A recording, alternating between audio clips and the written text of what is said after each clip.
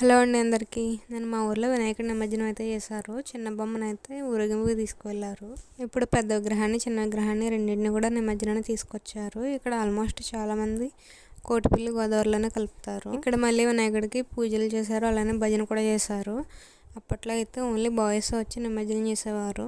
ఇప్పుడైతే లేడీస్ కూడా వస్తున్నారు చాలా చోట్ల. ఒక ట్రాక్టర్ మీద జెంట్స్, ఒక ట్రాక్టర్ మీద లేడీస్ ఉంటున్నారు. ఇప్పుడు వినాయకుడిని నిమజ్జనానికి తీసుకువెళ్తున్నారు. సైడ్ అందరూ నిన్ననే నిమజ్జనం చేస్తారు చాలా మంది.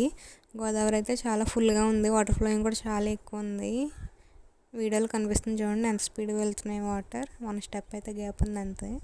పంట మీద ఎక్కించేసి కొంచెం ఎదురుగైతే తీసుకెళ్ళి అక్కడైతే నిమజ్జనం చేస్తారు. ఇన్ని రోజులు పూజలు చేసి అలా నీటిలో వేసేస్తారు. చాలా బాధగా ఉంటుంది నాకైతే. మీకు ఎలా ఉంటుందో కమెంట్ చేసేయండి.